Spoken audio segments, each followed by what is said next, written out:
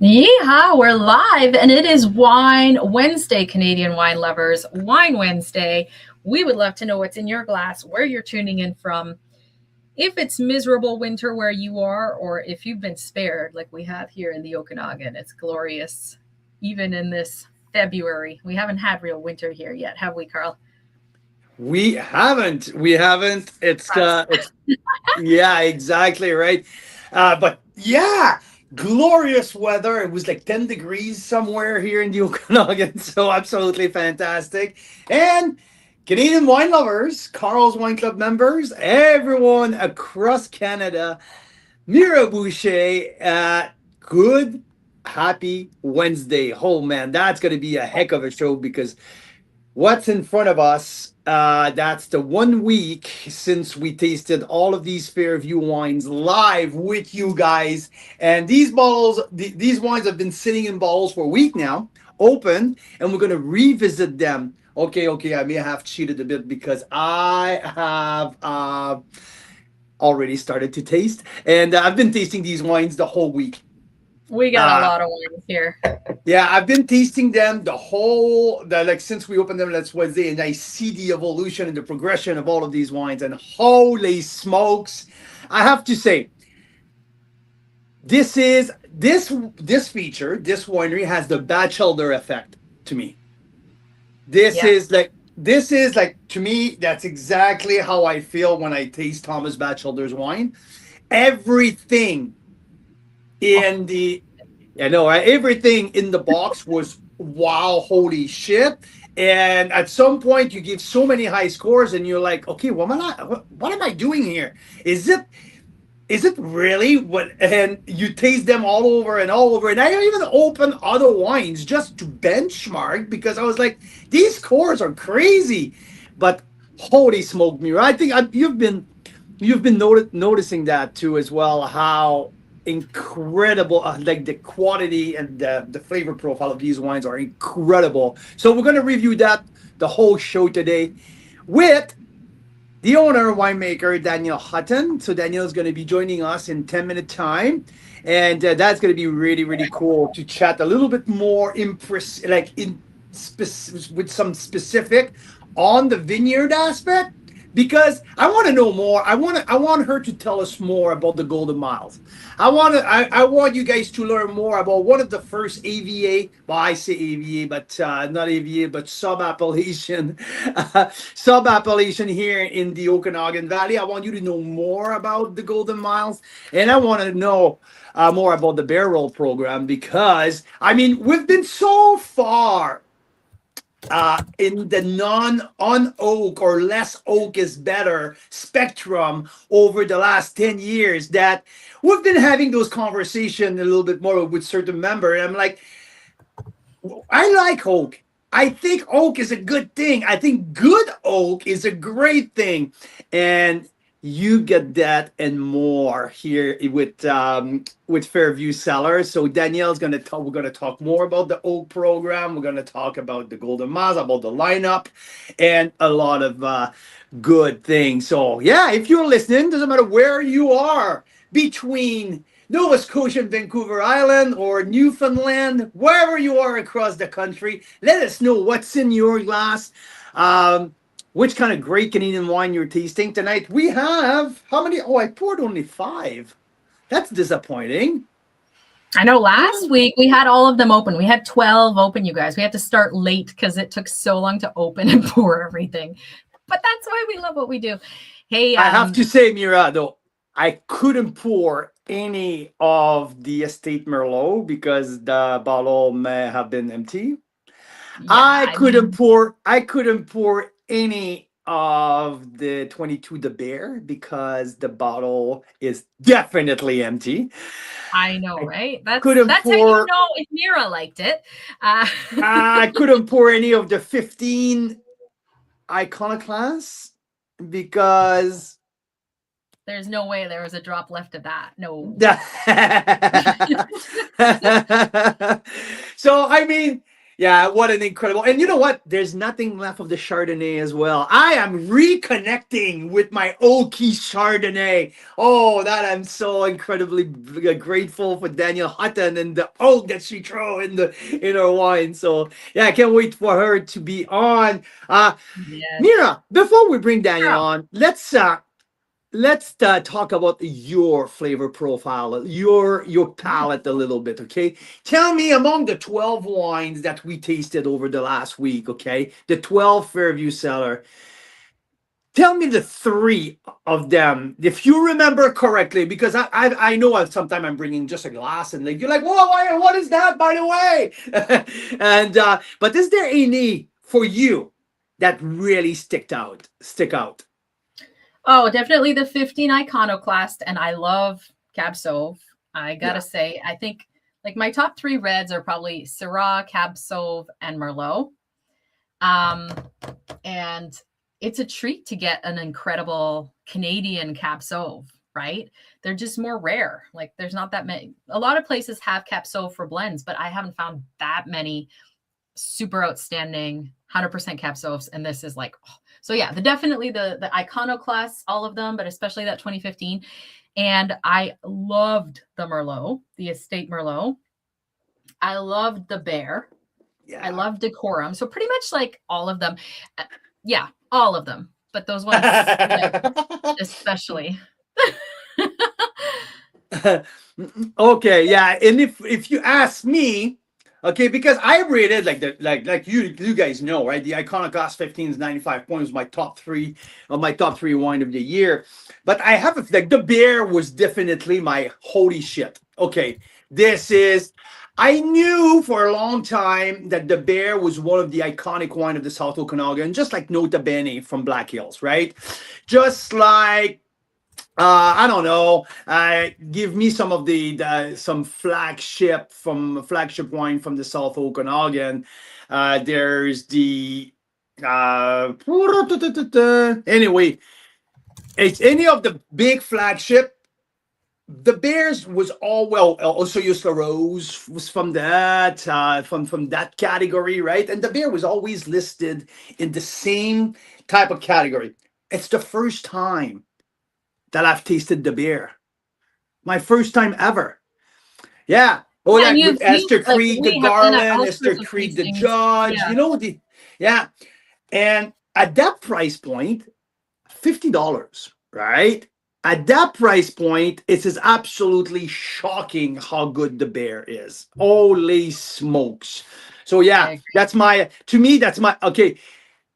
And yeah, it's half the price as the Iconoclast, right? So I mean, okay, yeah, there's not the same oak aging and all that, and but yeah, totally in love with the Bear. And I have to say, yeah, the Merlot also gave me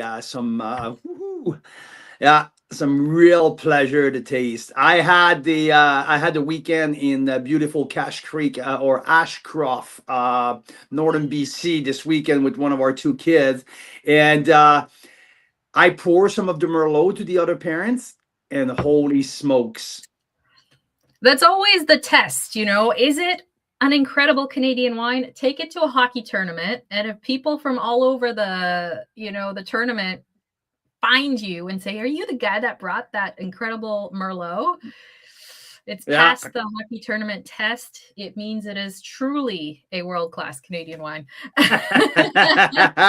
Absolutely, absolutely. And I want you, Mira, just to also give it a try to the 17 Iconoclast. I mean, so many glasses here. Okay, so I know. You see a 1.7 on your says glass. 17 on it. This is this one. Okay, 17. Yeah. Perfect. Ooh, I love it. Yeah, you know what? Danielle is actually in the green room. Is she? We have so much to talk about. But my point to you was it's still a little baby. That 17 Iconoclast is so young. Yeah, she's just warning us there might be some sound difficulty at first, but we'll sort it out if need be. I'll go into the green room. Hopefully that's all good. Be good. But yeah, this is the 17 Iconoclast. So I'm excited because I haven't tasted this one. You've been tasting them every day, but we opened this one a week ago, last Wine Yeah, Wednesday, when we were yeah, chatting with you guys, the 17 Iconoclast, and it was really a baby. And we knew that because the next day it got better, and then the next day it yeah. got even better. And so we're like, okay, it's just getting started. Because if you taste 16 and 17 alongside each other, 16 now after a week open, Oh, that's nice. I know, right? But it's still tannic. It's still now the 16 after a week open. Oh, sorry, wrong 16. I was drinking the Madcap 16. No, I have the MC 16. but I was Yeah, drinking yeah, the yeah, 17. yeah. Not There's MC so 16. many 16s, 17s, 15s. I mean, like, we're so spoiled. And also, before we bring Danielle in, I want to talk about the member pricing, because it's the first time that we're launching our new collector club, the new collector member, and such a great, like, an amazing timing that Danielle was willing to give us special member pricing for the two mini vertical, and substantial. Holy smokes! When I was texting with her, talking to her last weekend when I was away, and I asked for, hey, can we do a little member pricing? She gave me a number. I was like, what? Holy smokes! So we're really, really, really excited to pass along this incredible saving for our collector members, and yeah, Some a people lot were of fun. saving like, and there's a typo on our form. Hey, Is it's like that a $90 savings. Yeah, it says it's like $86. I have to fix that after, but it's like $90. Yeah. Anyway, Danielle's in the green room. She might hear all this rejoicing over the amazing savings and be like, you know what? Let's turn that off tomorrow. That's a lot. Nah, I know, right? Nice. I don't think she'll do that. But Lorna, you're so right. Not ever such a thing as too many glasses to taste. That's correct. I love it. Absolutely. All right. Well, I'm gonna bring in pictures later as well, because we were at Fairview Cellars. But I want to start with this one, and then let's bring Danielle on. She's the winemaker at Fairview and the owner.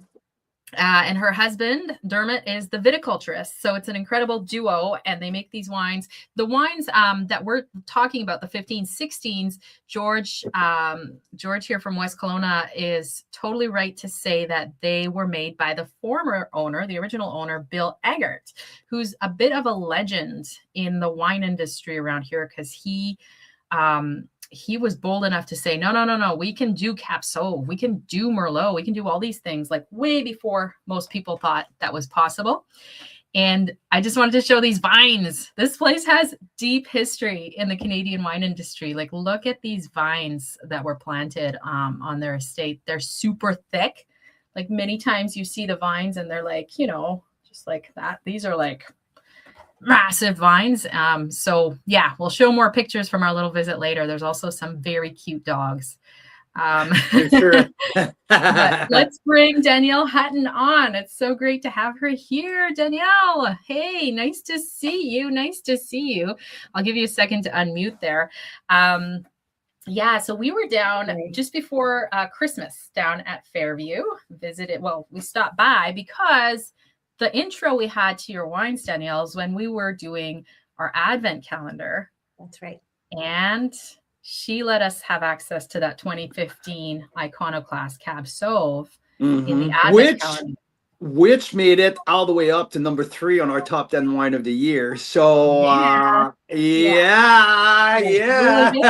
Those iconoclasts are definitely something to behold. It's a fantastic, consistent wine. Bill made it for a lot of years, and it's amazing. It's absolutely amazing. It shows exactly what Cab Sauv can do in the South Okanagan, and I'm so glad that we had it to share with you.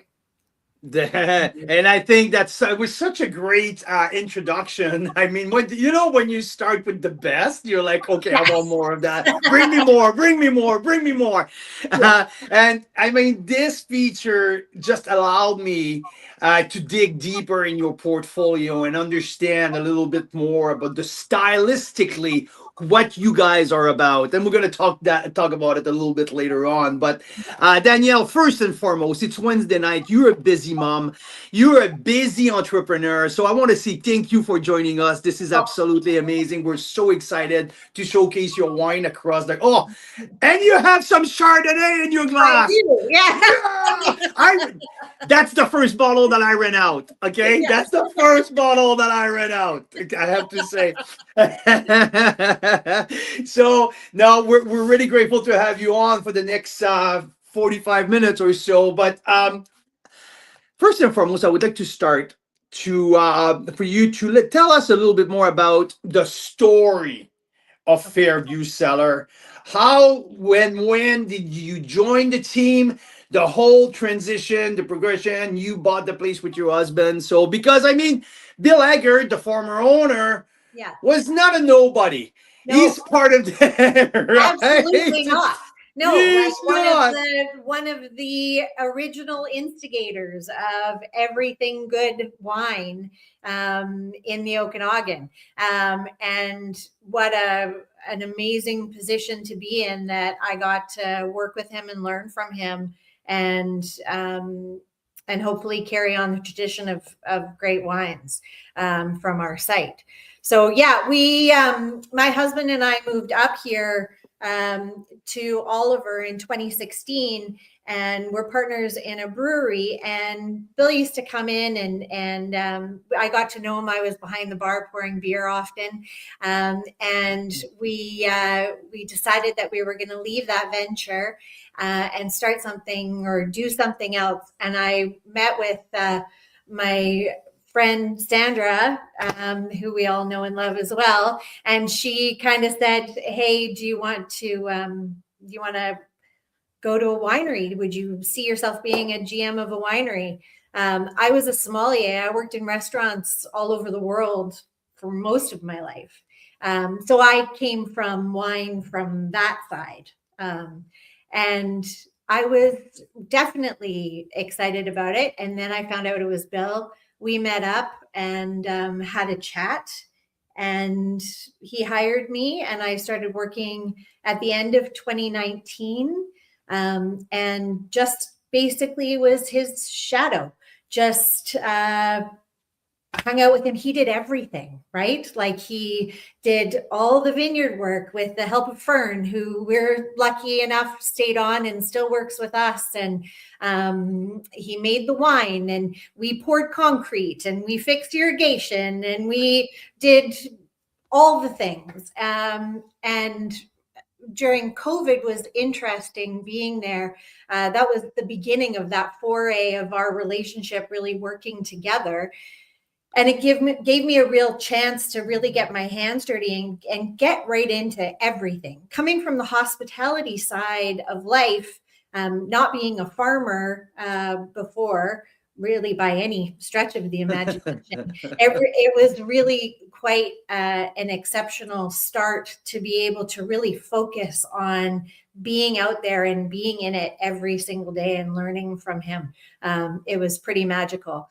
And he was looking to move on and retire and go watch Northern Lights and go for trips across Canada and all those things. And Dermot really loved it as well, my husband. He came up in 2021, and Bill taught him how to take care of the vineyard and taught him the tractor and did all those things. And then the sale was finalized at the beginning of 2022. So yeah, it was pretty amazing. But Bill he planted in 93, first vintage was like 96. I go through, we have this unbelievable, I think I showed you, some of our spaces where we have wine, and Bill always has the foresight to hold on to these, and back in the day, people said you couldn't age BC wines. And I think a lot of it for him was, I'm going to show you. Yes, we can. And, we had some 2004 Merlot cabs that I found in the back, and we tried them, and honest to God, they were still like really. I have no doubt about that, Danielle. I have absolutely no doubt. I had the privilege to taste some of the Tin Horn back like to 1996, 1997, and these wines are still shining. So, I mean, no doubt. And the way that Bill made the wine, yeah, no brainer. We know that these wines are still holding the road, No. like nice and tight. Yeah. So okay, so that's a beautiful story. So 2022, you guys finalized, and at that point, Bill was stepping back, Yes. and 22 was your first vintage on your own. Exactly. Yeah. And Yeah. you were well served. Mother Nature gave you something pretty fun to work with. I mean, 2022 was a very well balanced, Yeah. good vintage to work with, right? Absolutely. I mean, for us, we made some decisions at the beginning of the season of 2022. I don't know if you remember that beginning of 2022. That spring was quite cold, quite rainy. Yep. And lasted for quite a long time. It was a really important vintage for personally for me and for Dermot, being the first vintage that we were standing on our own 2 feet. That this was everything, we were putting everything into this. And it was really important to us that we made sure that whatever we put in the bottle was the quality that lovers of Fairview would expect. And so early in that season, we dropped a lot of bunches to get concentration. So we didn't have a bumper crop year in 2022. We actually had a very lean year as far as yields went, because we really focused on making sure that the grapes that we were getting, because who knew what the fall was going to be like? And yes, the gods came out and said, yeah, here's exactly, a great right? fall, but we weren't going to bank on that, right? We wanted to really make sure that 22 vintage was the absolute best that we could make it. So the concentration, I'm proud, I'm happy with the concentration of flavors that we got out of those grapes. I mean, so you're like, to me, it's your first year with the business. You need to make money, and the first decision you make it's to go and drop fruit. I mean, like, well, but the one thing though that I can put myself in your shoes is the followers, the members, the people who were used to Fairview Cellars at a standard. That's right. They had you were facing a benchmark that you couldn't go under. So I mean the decision was like, okay, well, let's drop the fruit, let's focus on the final result no matter what. Exactly. Mother Nature rewarded you pretty well, because the fall of 2022 allowed you to produce, to really ripen the Cab, the Merlot, because it was a very, very late fall, and it ended up to be an outstanding vintage. Absolutely. Absolutely. And again, like all of the feedback that I've had from the 2022 vintage, we're sold out of the 22 Two Hoots, and the 22 Bucket of Blood was the last time that was made. I kept a couple of cases just for the future. And the 22 Cab Franc as well. They sold really, really quickly. And the feedback on those wines that was that they were what people would expect from Fairview. So I was happy with that feedback. So you were right on track. That is awesome. Because where's this one here? The Estate Merlot. Okay, well, we're still on 21 for the Estate Merlot. You're gonna move on to 22 sometime soon. But for us, what we have here from 2022, that's the Decorum, that's the Bear. Yeah. Which that's the wine that I wanted to talk a little bit, but let's talk about the Bear 22 a little later, because Okay. more I taste it, more I'm just like, oh my god, this is so good. Oh, I love that wine so much. But I want to talk about the site, because you have a very special site. So you are tucked in above the valley. You're right by the golf course in Oliver, the Fairview golf course. And let's talk about sorry, let's talk about your site and like precisely and the Golden Mile, because the Golden Mile was one of the first sub-appellation that the VQA has allowed way back. And what, because we have a lot of listener out east, so I would like you to tell us what makes the Golden Mile special. Yeah, absolutely. And I just put as my background, can you see the photo? Yeah. Okay. So this was a photo taken by one of our guests who came with his wife for her birthday, and they were having a picnic out on the patio. And he brought his drone and he asked if he could take some photos. And I said, of course, yeah. And then he sent me this photo. So this is, for anybody who doesn't know, that's our site. So it's really unique. Around the edge of it is the Fairview Mountain Golf Course. And so we're the northern tip of the Golden Mile Bench. So the Golden Mile Bench, of course, alluvial soils, a little glacial situation, some sandiness. Being where we are, as you can see, like there is no shade, there are no frost pockets. We are just on this perfectly little placed plateau that gives such a spectacular area to grow grapes. Because, you know, I was speaking with a gentleman about this yesterday who came for a tasting, and just the lack of pressure from outside is so limited on a site like this. So we can really, instead of really focusing on making sure that, you know, the powdery mildew is at bay and these things, and we take all of these things very seriously. But when we're talking about disease pressures and all of those things, it doesn't have to take up too much of our mind space when we're dealing with a growing season. I'm knocking on a lot of wood right now. No doubt, right? No doubt.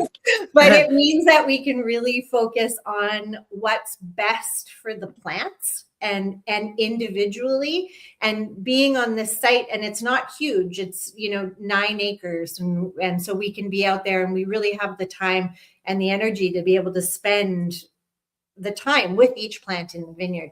But this was, I mean, you can see how it was basically cut out by glacial movements in the forming of this whole area. It's just a spectacular site. So we grow Cabernet Sauvignon, Cabernet Franc, Merlot, Petit Verdot. I've got a row of Malbec now and Sauvignon Blanc on the vineyard. So yeah, you got a row of Malbec, eh? When did you plant that? Well, we unfortunately with the freeze, the 24 vintage, we didn't have any grapes, and that took out all of our Cabernet Sauvignon. So we had to replant all of the Cab Sauv. We did that at the beginning of last year. And we decided with that, we changed the clone of Cabernet Sauvignon that we had in the vineyard to this clone that I've had, single clone, single varietals from some wineries in Washington State that just use that clone. And I was very happy with the wines that I was tasting. So I was, you know, bringing it to our site. I'm looking forward to the wines that I'll be able to make with that Cab Sauv.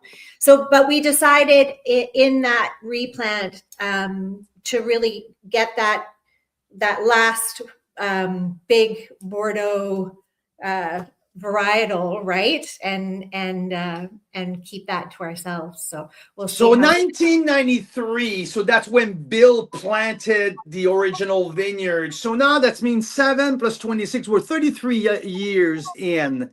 Yeah. Right. Yeah. So so when we talk, can we explain a little bit about what's the maturity of the vines will provide to the grapes? Yeah, I mean, there is a lot of conversation about about that, right? Age of vines can tend to produce smaller berries and more concentrated flavors. The other thing is really our site does that as well. It lends the Golden Mile Bench, the heat, the cold nights, all of those things, because we're a desert, and we're also we also have that really great range of hot and cold for day to night, so it keeps the berries small as well. You know, we don't have a lot of new vines on the vineyard. All of the vines that we're working with are upwards of 15 to 20 years old, and you know, the original vines that were on there were in 93, didn't plant it all in one go. And I mean, the wines, as you've tasted yourself, are really concentrated. That has something to do with the farming, that has something to do with the canopy management, that has something to do with the style of making the wine, with barrel aging, all of those things. So I think that the old vines are amazing. I'm excited to see what these new vines are going to produce as well. I mean, now you're going to be able to mix vigorous, like some wines you want to produce more, the younger, the feisty vines with the more mature, vines, which Yeah. going to give you a little bit more to play with. That is really interesting. But what I say to people, like when we talk about older vines, and to me, it's about length and complexity, right? Yeah. I feel like the older vine will provide you with a little bit more soil aspect, a little bit more dirt aspect, some complexity, some minerality on the back end. They've And grown up with that soil, so they've taken something from that terroir that a young vine hasn't really been able to bring into itself as of yet, right? Yeah, I get that for sure.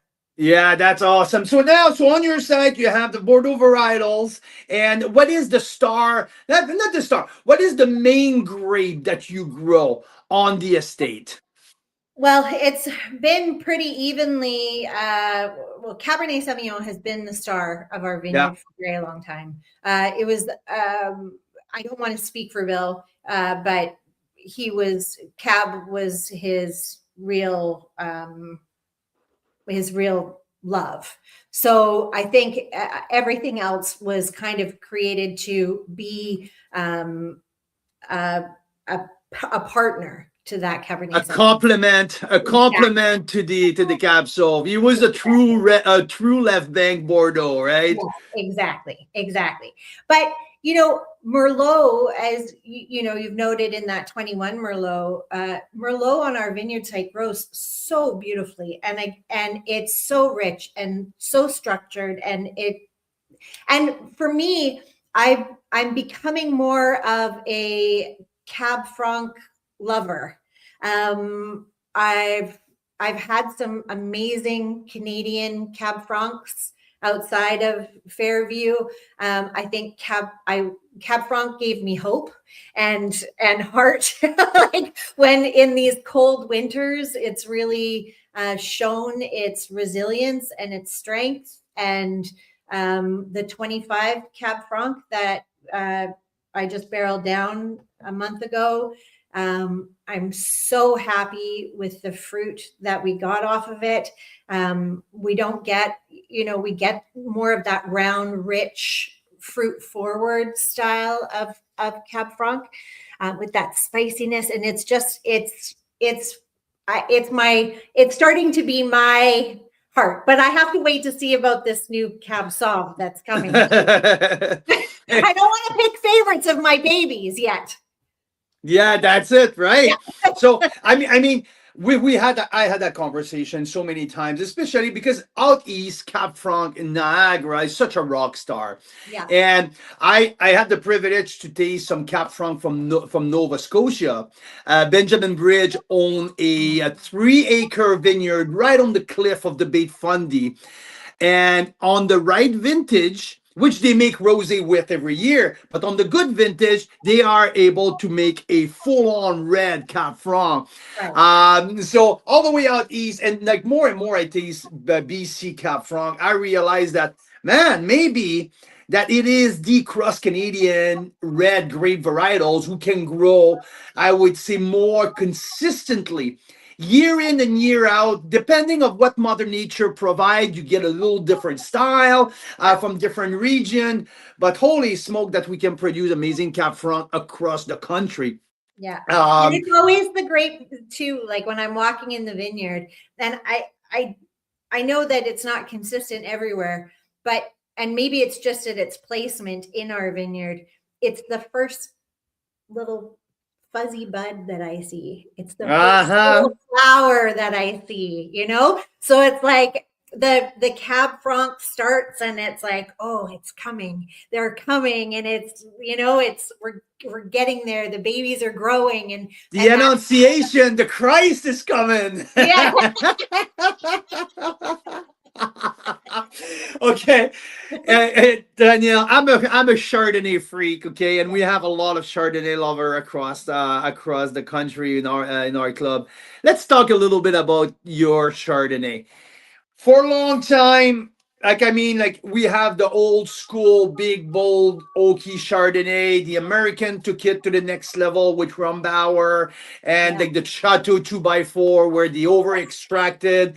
Yeah, and the Chardonnay reputation just plunged, and so many people became, oh, I like on oak Chardonnay, and I think it went so far on the other end of the spectrum that I got sick and tired of the on oak Chardonnay. I still like my oak. When I cracked open your Chardonnay, I was like, there you go. God bless Fairview Cellar.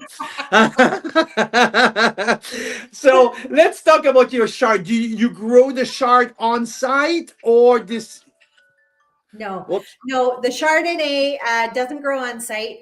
I purchased the grapes for that 22 Chardonnay from Surinder Dhaliwal. You can almost see, like when you're looking off the edge of our vineyard there, you can almost see him. He's just around the corner. He's down on what is known as the Golden Mile slopes. So just a little ways away from us. So, and that's why the on the bottle, you're not Golden Mile, VQA Golden Mile, you're VQA Okanagan Valley. Exactly, because he's Golden Mile slopes.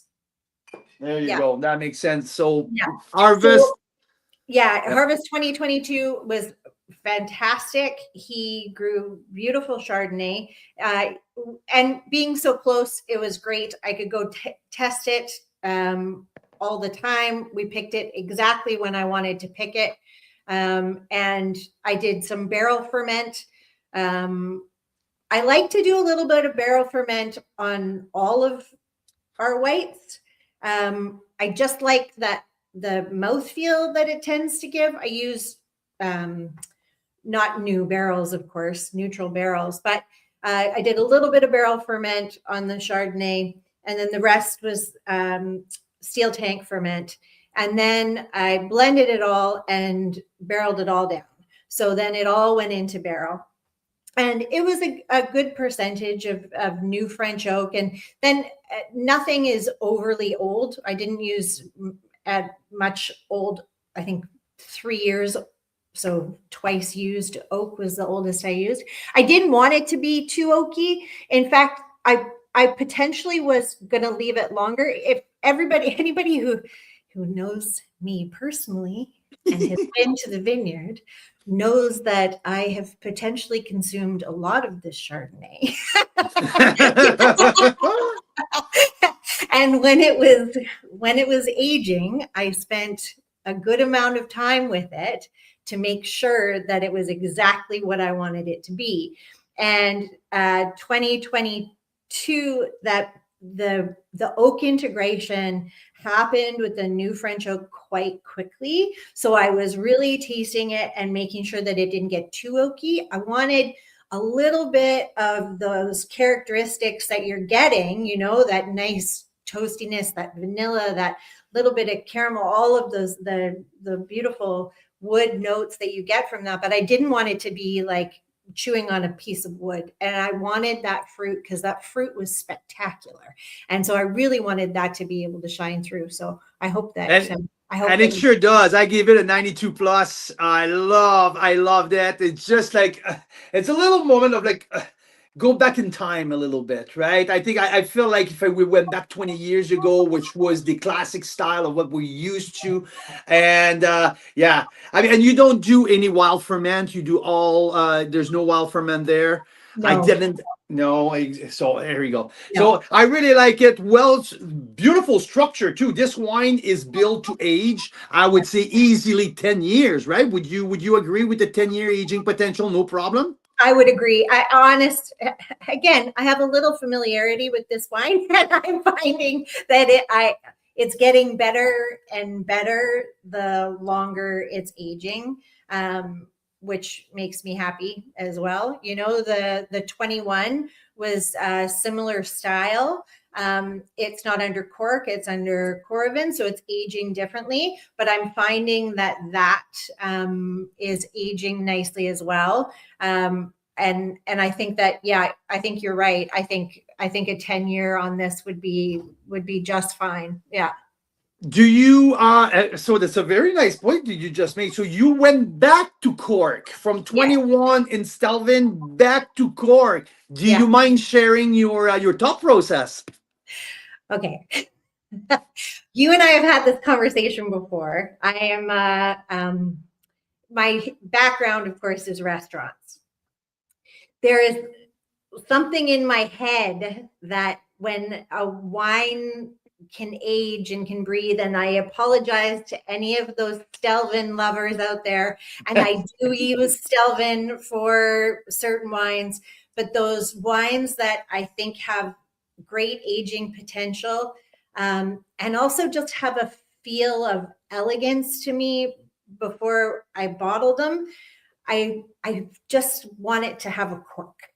I remember the first time working in a restaurant and going up to a table with my corkscrew and standing and talking. The linen on your arm. Yeah, and doing the whole and you thing. go and it's like, what is happening here?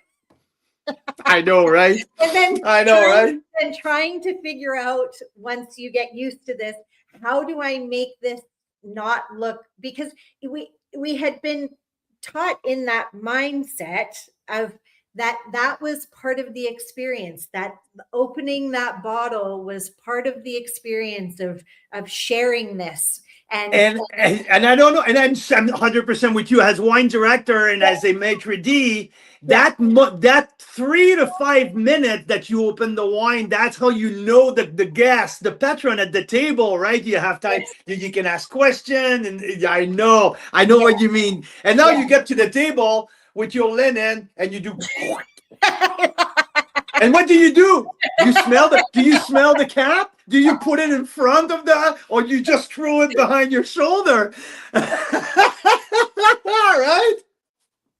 It's such an old school mentality, and I know that I'm gonna have to get out of it. I know that, there's a lot of reasons. Both are good. But there is just that part of me that is still attached to that experience. Hey, guess what? I'm just looking. I'm just kind of visualizing your accountant and first vintage that you're on. You drop fruit at the beginning of the year and you switch Stelvin back to Cork. Yeah, these are good financial decisions. Yeah. But I have to thank you because the wines are so darn good. Thank you. That's the most important. And I know that that's the most important thing too, right? Is that the wine in the bottle has to be the best wine that I can make. And what that means to me is just having the best grapes. If we don't grow it ourselves, getting to know the growers that we're buying from, working in tandem, making sure that we have that kind of relationship, that I can be on that vineyard whenever I want to, however long I want to be, doing samples, testing, making that decision. No, we pick today, like it's ready today, and being able to do that. That being a small estate, family-run winery, that's one of the perks that we have. And I think it's important to take advantage of that. Absolutely, absolutely. Hey, what is the percentage of fruit that you buy versus estate fruit? Well, usually it's only about 20%. Yeah. And really, I only ever buy what I can almost see, like I've only ever bought fruit from the South Okanagan. The farthest, like this last year, with a grower that I've worked with for a few years now that I just love to death. His name is Pavan Sikon. They have beautiful vineyards down in Osoyoos and organic vineyards, and they're always just gorgeous. And they're such a wonderful family. And I made a sparkling wine this year. What? Yeah, I know. I'm very excited.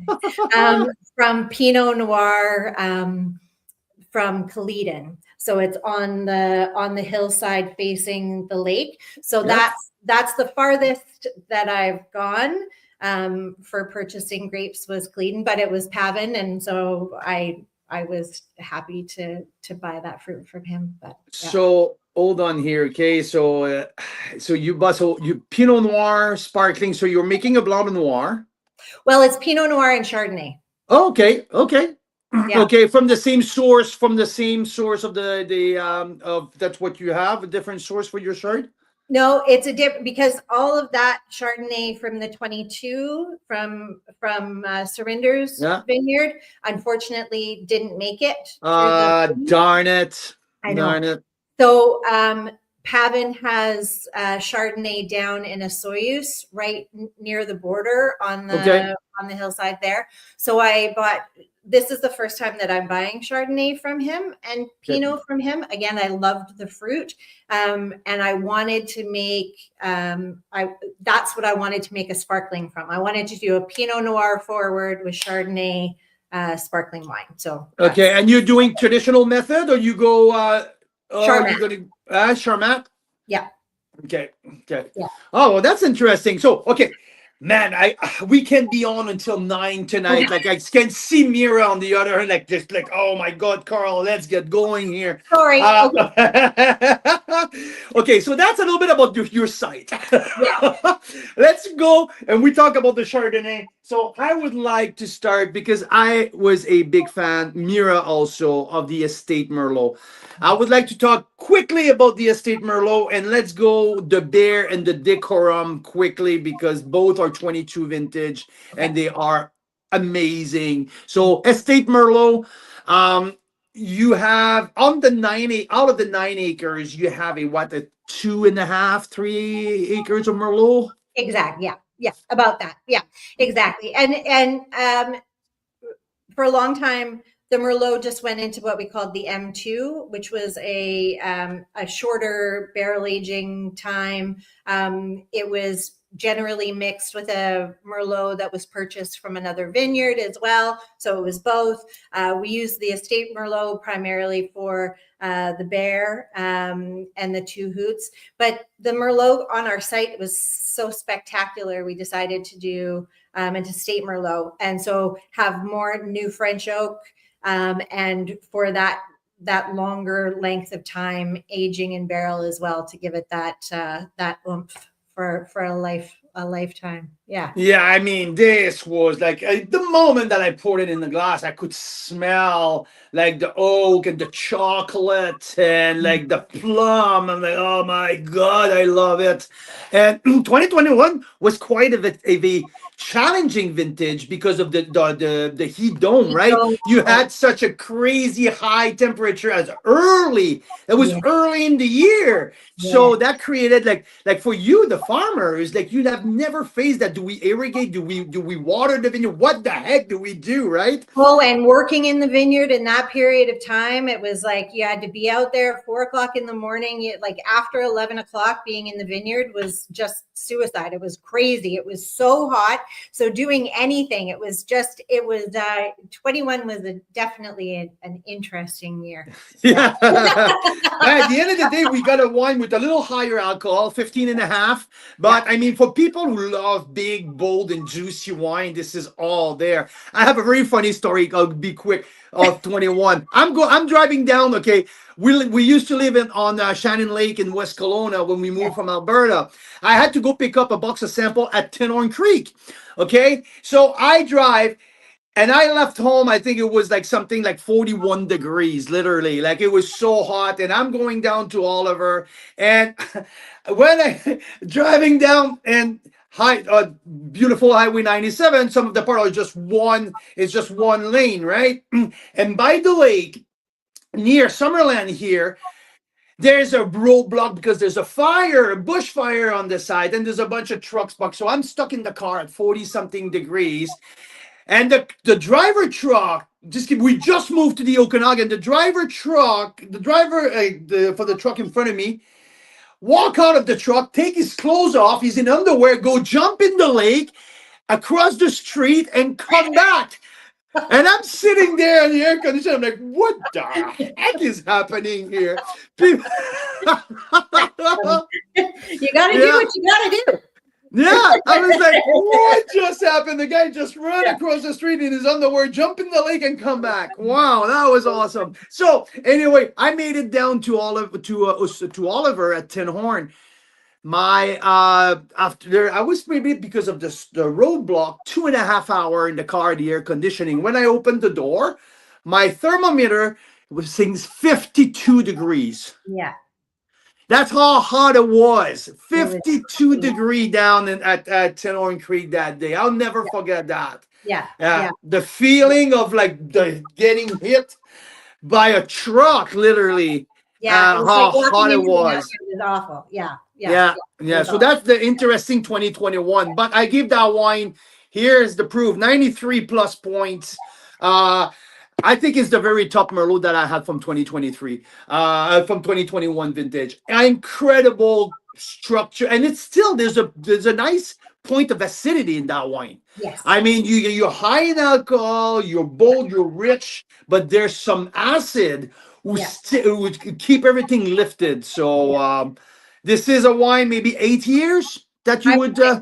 Yeah. I can't remember what I put on the back of the bottle. We always have the better after dates. I've kept doing that as well. And just kind of tasting and while we're getting ready. And, it's always hard to know exactly, but definitely, I think 8 years would be fine with that one. Yeah. And what's the new oak in there? Like a good chunk of new oak? Yeah, I think it was more than 50%. If I remember correctly, yeah. I think if Mira's still on the other room, maybe she has the sheet. You were kind enough to send me all of that info. Hey, she was such a big fan of the Merlot. I have to say, Danielle, I know Mira's scores on all the glasses go down, and every time that I poured some Merlot compared to the other one, it's always been the first glass to get empty. I do love the Merlot. I do. Which what stat are you looking for? Estate Merlot 21. Estate Merlot. I'm just going to open our page because we put all the text info that we knew into the tasting notes here. One sec. I have like 3 rapid fire questions too for you, Danielle, before you go. I'm going to put you in a hot seat. You're a question. But yeah, so I should have had more Chardonnay. Well, you have time to crack another bottle if you want. Did we know the oak on the Estate Merlot? I did put it in there. I could find it. Yeah, you know what? It's on the order sheet right here. Estate Merlot. 20 months and 55% new French oak. There you go. I'm asking because we have some big Merlot fan, and often I get some requests. Hey, girl, like how much the new oak it's in there. So that's why I was asking. Okay, so this is for the Estate Merlot. Let's talk about the Bear, because the Bear has been one of the iconic wine of South Okanagan for many years, and I taste that 2022 the bear more. And this is very polite. I fucking love that wine. Holy smokes. So Mira, can you throw me the blend? Exactly the percentage. So Of the bear. So you yes. gave it 94 plus points, which I mean, 95 points, I think only like twice a year do we encounter a wine like that. Yeah, exactly. 94 plus is right up there. So yeah, the bear, it's Merlot, Cab Franc, Petit Verdot. Merlot Cab Franc Petit Verdot. There you go. Thank you. So Danielle, tell me what's more Cab Sauv. Cab Sauv is Cab Sauv, Merlot, Cab Franc, and Petit Verdot. Yeah. Yeah. Yeah. Oh. Yeah. Okay, I got that. Cab Sauv, Merlot, Cab Franc. Yeah. Sorry. Yeah. I'll add Cab Sauv on our list. There. Because it's Cab Sauv dominant, right? It That's is. your Yeah. leading grape. That's your Yeah. leading grape in the bear. There you go. Exactly. And are you more around the 40% Cab Sauv, or you are a little? Yeah, this was a little bit more than 40% Cab Sauv, I believe. Yeah. There you go. That's awesome. So what's your approach? Is the bear for you is the flagship? Is it the wine that you would say that's my flagship wine? It is. It is. It's the wine that everybody knows. It's now, again, the bear is going to be vintage specific, right? Yeah, it's not a recipe, right? It's not like you have a recipe and we're going to follow that every year. That's not how you work. That's not how it works. That's not how any of our wines work. It's just whatever works together in whatever percentages is what's going to happen. So everything gets fermented separately, barreled down separately, and then blending time comes and it's tasting out of barrels. And I have my little jam jars because I find they work the best. With green tape on the top so that I know which barrel everything has come from. And then I'll just get everything together and it's like, okay, well, we know it's going to be Cab Sauv dominant.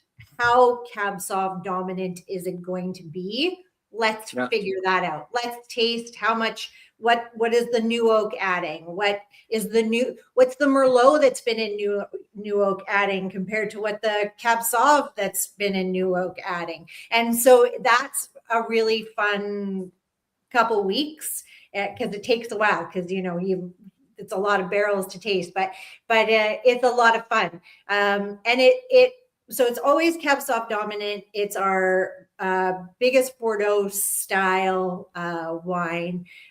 It again is like that 22 to 25 month barrel aging program. It tends to see a good amount of new French oak because that's some of the power of it as well. So so it's definitely one that I spend a lot of time and focus on to create. And when you say go ahead, Mira. Oh no. I have side conversations. That's why I go off the screen because people message me directly. Daryl just messaging me something funny. So side conversation. Rob, when you see a good amount of oak, we're looking more 40%, 45%. That's the Yeah. When we're talking about oak, the idea of oak, I think I shared this with you. In Dermot's mind, it would be 100% oak, new French oak, but that's a little bit too rich for my blood in more ways than one. So it's that's the one that the accountants say no. Enough is enough. So it's hard, like too much new oak makes it more difficult to wrap your head around earlier, like that's why the Iconoclast with that super high percentage to 100% new French oak, it's in barrel for 3 years. So it's had aging time. And then we keep it for 6 years before we release it. That 2015 is a new release vintage, right? Yeah. So 16 and 17 are not even in they're pre-release. Yeah. So they've never seen the light of day before, because that huge intensity new French oak gives it so much that it needs time to, come together and find its own path. So I like the new oak, but I definitely think it needs to be balanced out with more bright fruit, neutral aging. Yeah. Yeah, I think you're bang on that. You're absolutely bang on. And that's funny. With 16 and 17 iconoclast, I just gave Mira just before the show. I said, Yeah. that's 17. It's still a baby. And it's like this wine, you lay that down for a while, and oh my God, because 15 is starting like starting to get there, right? There's it's plush, it's rich, and 16 is closer to 15, and 17. I'm like, whoa, okay, this needs to sit there, and like we're 9 years in. That is just like it's crazy. That's awesome. Yeah. Awesome. Hey, just the decorum, quick, because Okay. that's the one who's almost empty tonight. This has been over a week. Okay, this has been open for over a week. This wine travel on the car floors all the way to Cache Creek and come back. Okay, and it still drink like a charm. I mean, how can you kill that one? This is impossible. I tried everything and it's still drinking perfectly. Wow. Tell me a little bit more. So you have the Bear, which is the full Bordeaux, and Decorum is more of a split of Cab Sauv and Merlot.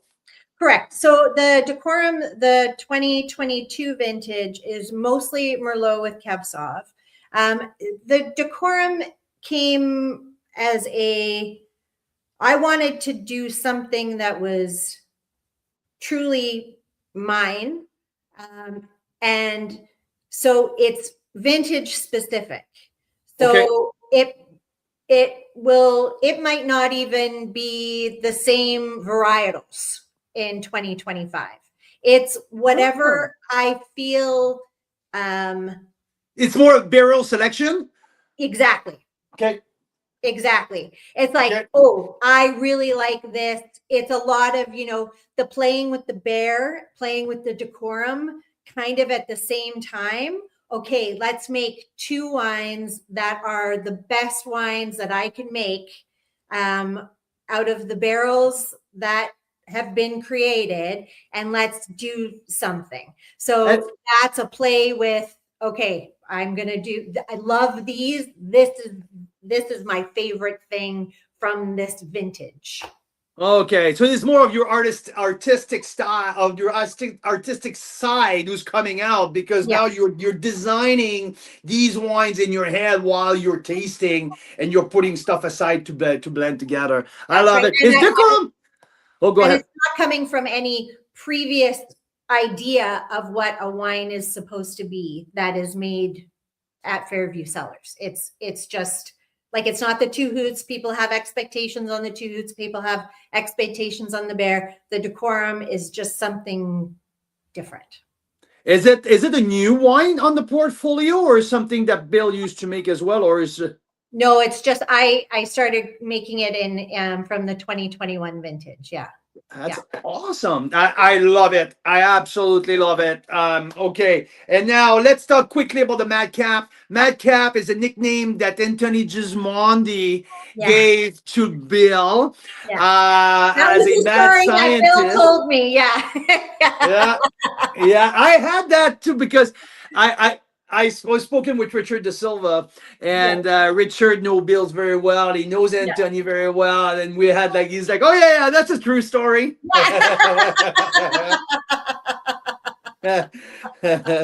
So the Madcap, you went out and you offered us 3 different vintage, 16, 17, and 18. What's the philosophy behind the Madcap? So the Madcap was the sibling to the Two Hoots. So the Madcap was Merlot focused, whereas the Two Hoots is Cab focused. So it was Merlot with Cab Franc and Cabernet Sauvignon bringing up the rounding of it. So it was that real show of, again, the Merlot in our vineyard too. So, but the blending, so that real Bordeaux style. Again, not as much aging time, about 16 to 18 months, usually bottled in the spring after the two harvests before. Yeah, so a year and so like 60, Exactly. a year and so after. Yeah, exactly. Okay. And but it's a more of a value proposition too. I mean, like we're looking at a $35 to $40 wine instead of what you have on the top end. That's right. And not a lot of new French oak, more neutral French oak as well. So yeah, it's a great expression of Merlot dominant wine coming from the portfolio for sure. I have to say 2016 knocked my socks off. I mean, for that price, it's mind-boggling. Yeah. The 2016 vintage was spectacular. Everything I have had from 2016 has been just blow your mind good. Yeah. So 16 was a little cooler than 15, right? Yeah. And 15 was quite hot. We had fires in 15 as well. It was a tough year. It was before I moved to the Okanagan, so I can't speak to it personally. I just know from the stories of what it was. 16 was a little bit cooler. But there's a beautiful elegance and roundness that I find to the 16s that I think is really, really lovely. Yeah. Yeah, no, I think it's almost like where power meets elegance. Exactly. Right? Because there's still some power in the 16. Yeah.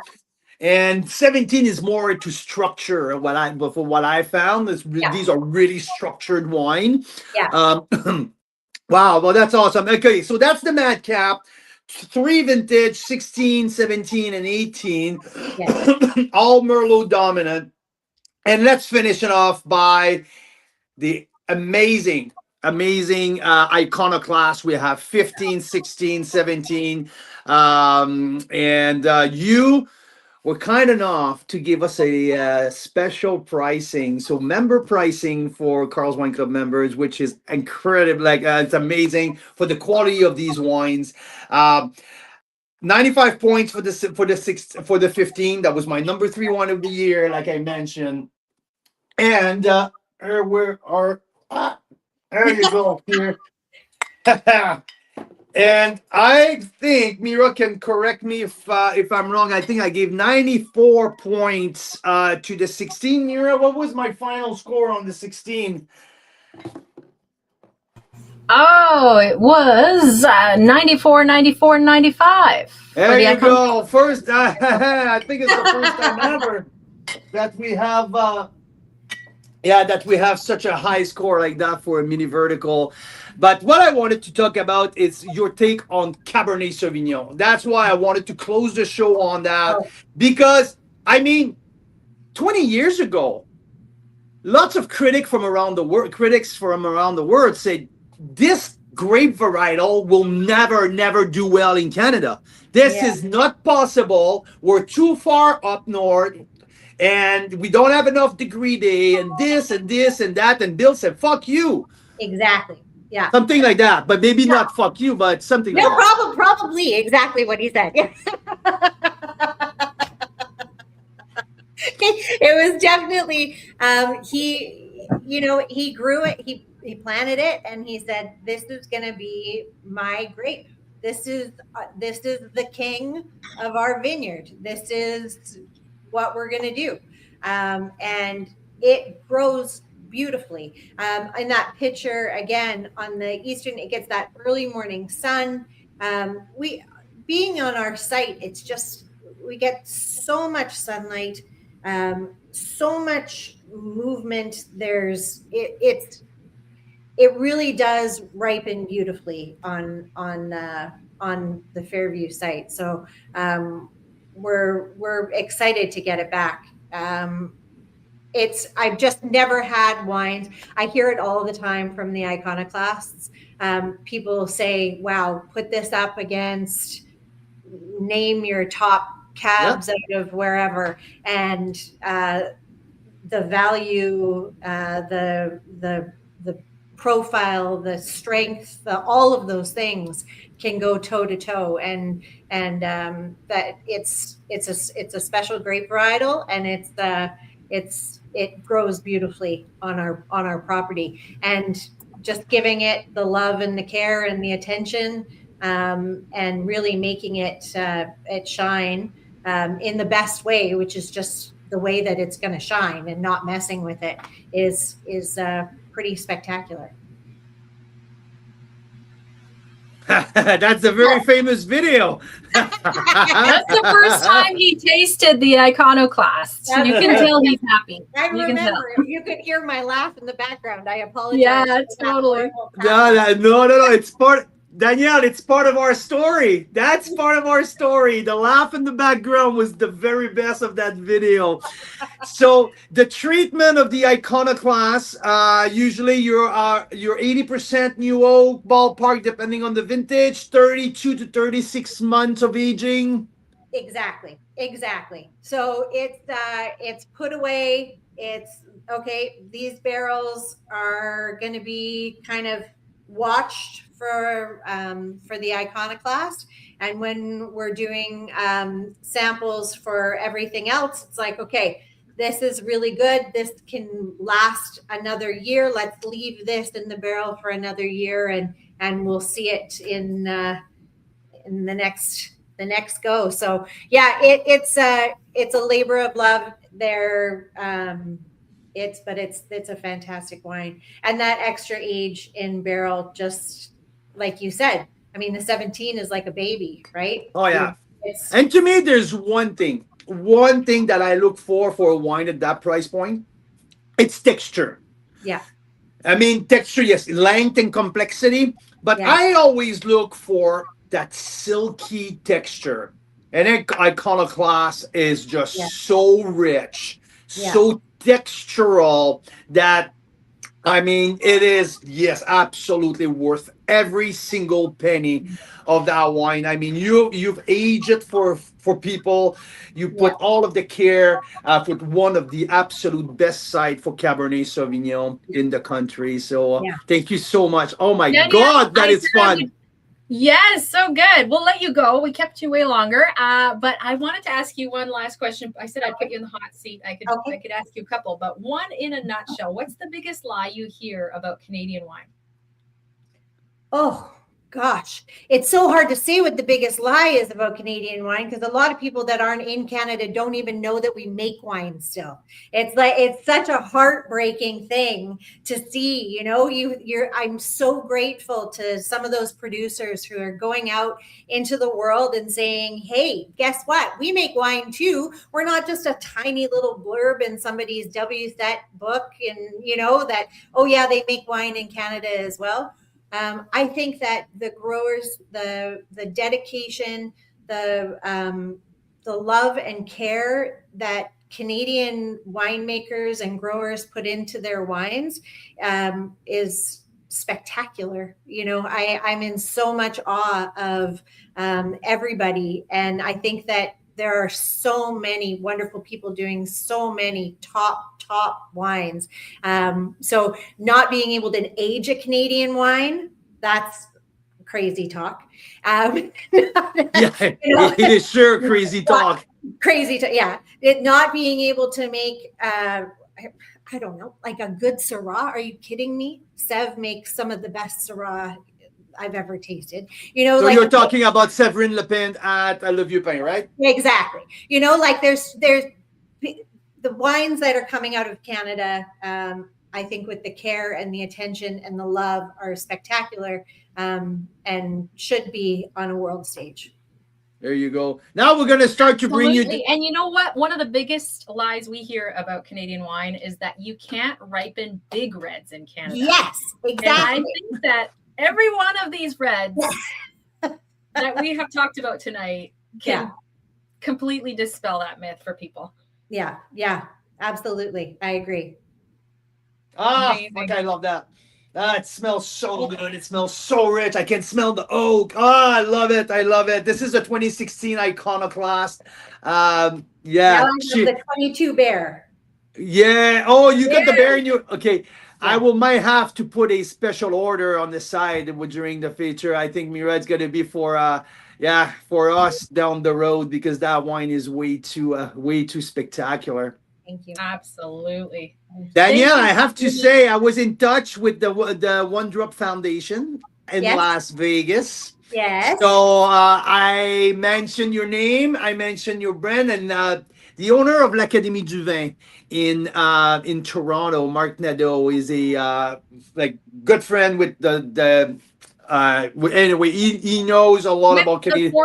With the former editor of Decanter, Stephen Spurrier. That's Oh, wow. what you say, Yeah. right? So anyway, when I mentioned Fairview Cellar would be a possible add-on to the tasting in Las Vegas, he said, "Are you serious?" So that was it. So I'm yeah, we're gonna keep that talk going. But I mentioned your name, and some people very high up there at the foundation were really excited to. So, yeah, So in a nutshell, I got to say, it's not the best time for Canadians to be going down to Las Vegas to pour Right. Canadian wine because everyone's like, boycott US things right now. There's tension. But you know what? The person that runs One Drop Foundation is Guy Laliberté, who is a Canadian. And you know what else? It's so rewarding to see the reactions of people who come from all over the world to taste wines at this event.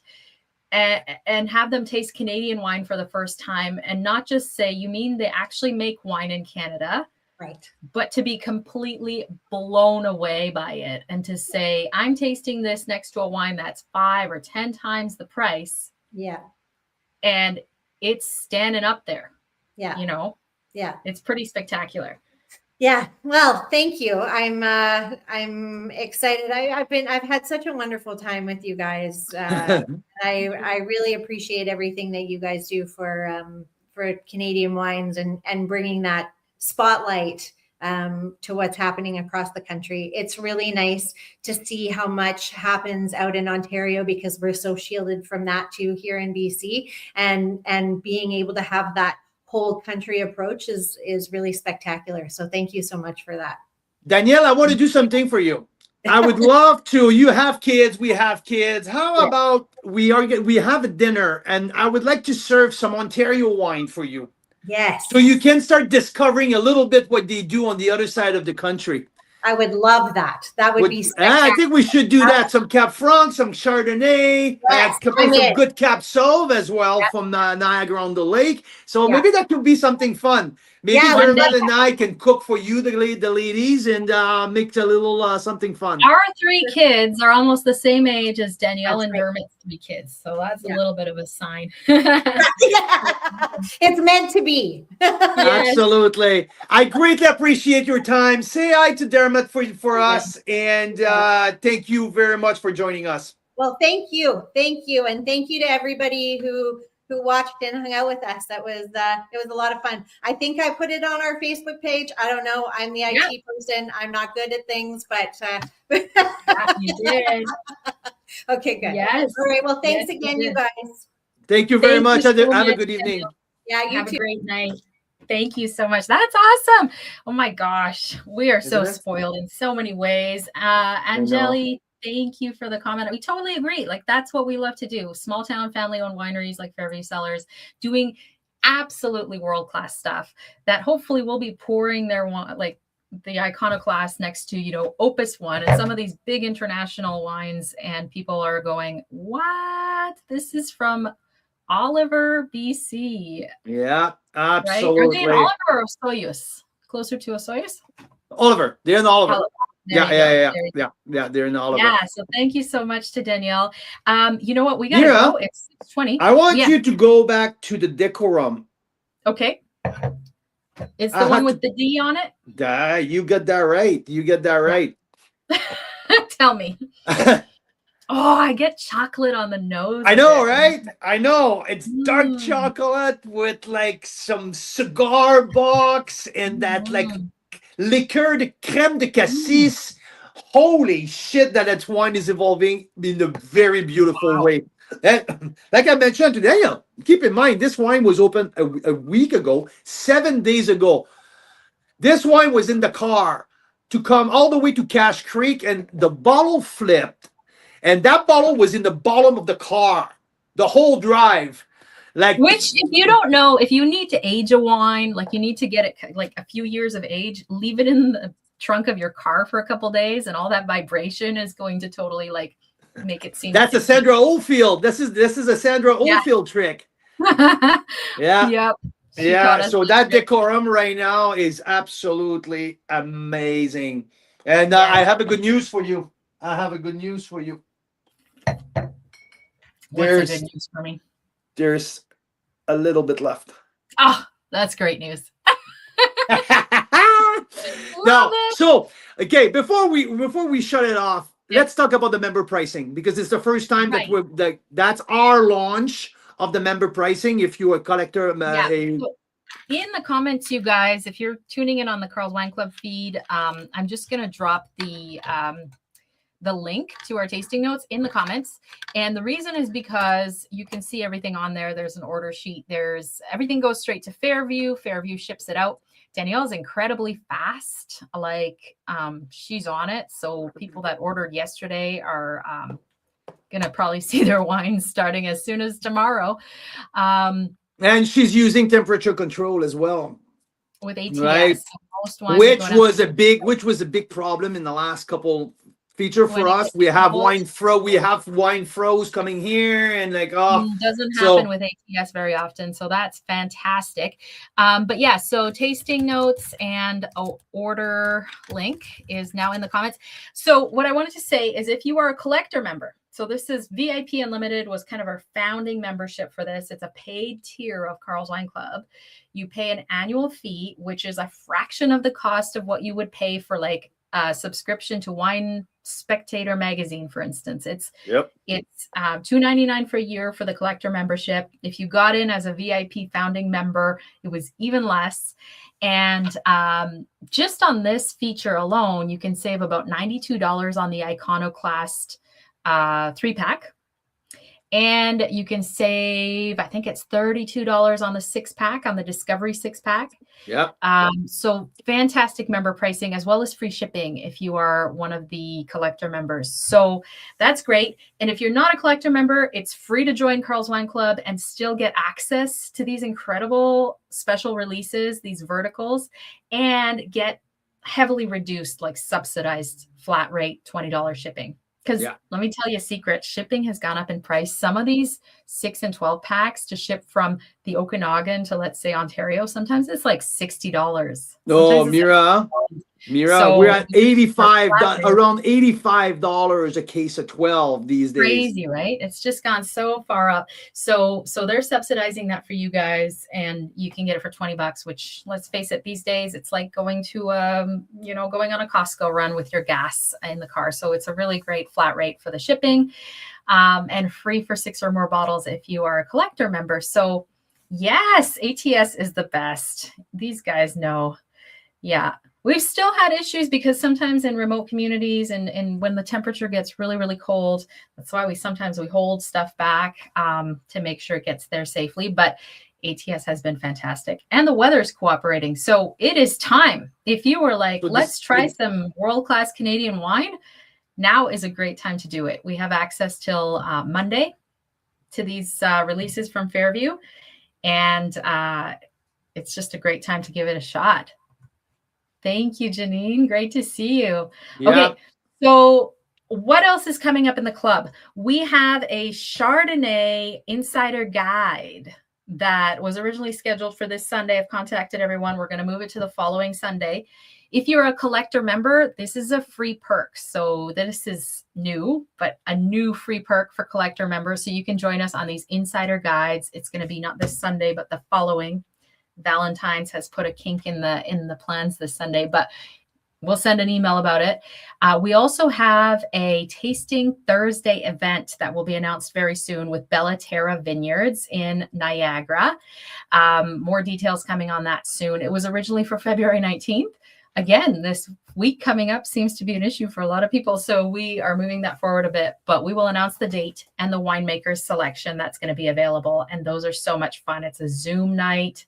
You get to actually ask questions of the winemaker, and it's pretty epic. So and we have actually we're gonna make some extremely rare wines available. So yeah, it's amazing, and to have access now to the